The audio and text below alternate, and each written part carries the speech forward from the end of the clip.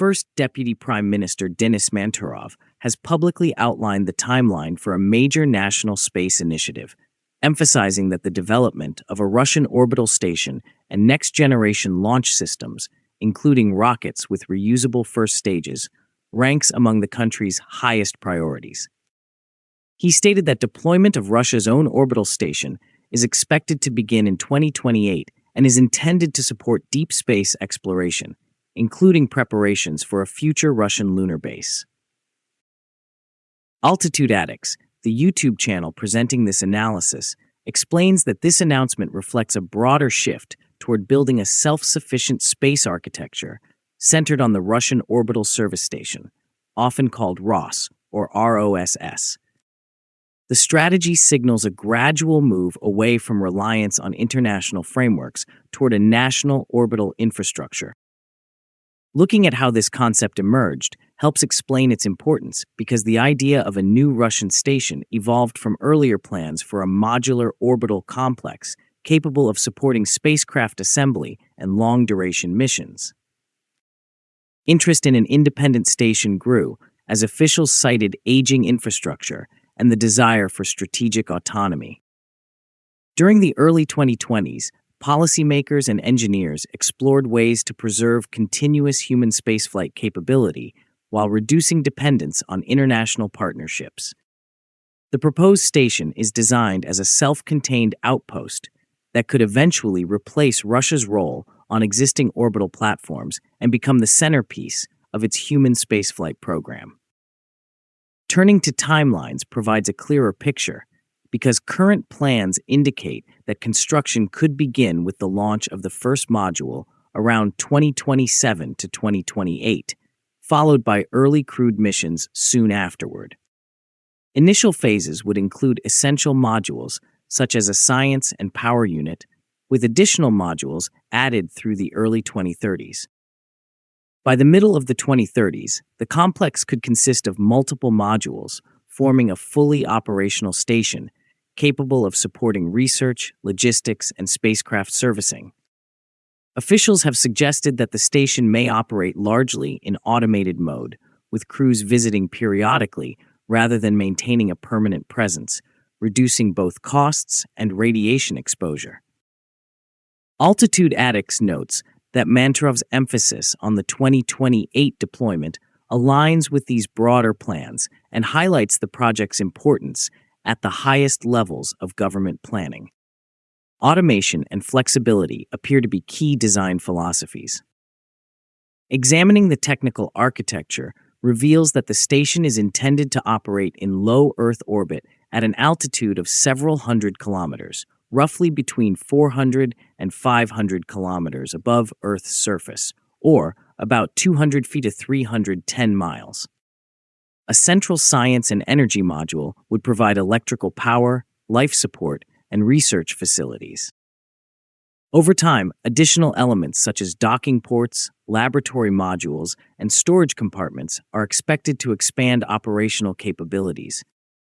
Advanced robotic systems are planned to assist with maintenance and assembly, reflecting a broader trend toward automation in orbital infrastructure.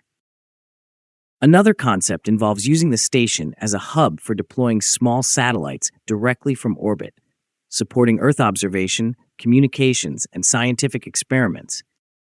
Manturov also highlighted plans for new launch vehicles with reusable first stages designed to improve cost efficiency and competitiveness in the global launch market.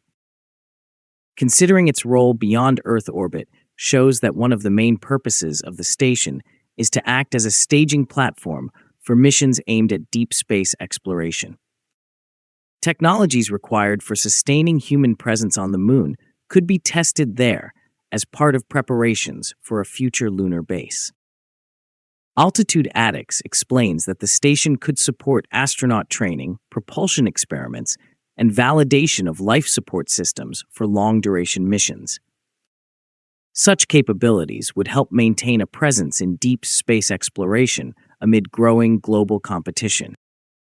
Looking at its relationship with existing orbital programs shows that Russia has indicated plans to gradually reduce participation in current international stations as they approach the end of their operational lifetimes.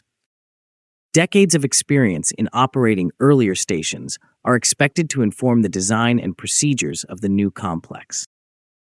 Lessons learned from previous missions regarding safety, operations, and long-duration habitation are likely to shape engineering decisions and mission planning. This continuity highlights Russia's long history of building and operating orbital platforms. From a political and strategic perspective, the station carries symbolic importance as well, because space achievements are closely tied to national technological identity and international standing. An independent station allows research agendas to proceed without reliance on external partners in a changing geopolitical environment. Altitude Addicts notes that space infrastructure also supports communications, navigation, and Earth observation, giving the project broader national security and economic relevance. Autonomy in orbit can influence multiple sectors beyond scientific research. Comparing the plan with China's Tiangong station illustrates different approaches because China maintains a continuous crew presence supporting a wide range of experiments, while Russia may emphasize automation and periodic missions. Both reflect a global trend toward national orbital capabilities. Looking at the United States reveals another model in which commercial companies are developing private stations intended to host research, manufacturing, and astronaut missions in a competitive orbital economy. Russia's approach remains largely state-led, consistent with its traditional space program structure. Considering India's plans adds further context because India has announced ambitions to build its own station within the next decade as part of its expanding human spaceflight program. Although likely smaller initially, it similarly represents a step toward autonomous orbital capability. Turning to challenges highlights that funding constraints, technological development timelines, and modernization of launch infrastructure could affect progress. Developing new modules and ensuring reliable launch capability will require sustained investment and coordination between government and industry. The increasingly competitive global space environment, with multiple nations and private companies pursuing their own projects, adds further pressure to maintain momentum and meet schedules. Altitude Addicts emphasizes that long-term commitment will be essential for success. Looking at broader implications shows that the emergence of multiple national stations points toward a more multipolar space environment where several orbital platforms support different missions. Such a network could enable scientific research, commercial activities, and exploration beyond Earth orbit. In conclusion, Denis Manturov's statement that deployment could begin in 2028 underscores the central role of the Russian orbital service station in the country's long-term space strategy. The project represents both continuity with decades of spaceflight experience and adaptation to evolving global dynamics.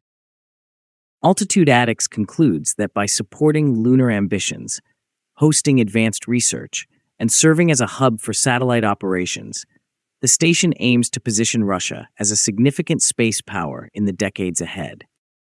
Its progress will be closely watched as nations around the world shape their own visions for the future of human activity in space. If you liked the video, please subscribe, share, and like. Also, please take the membership of Altitude Addicts to encourage us.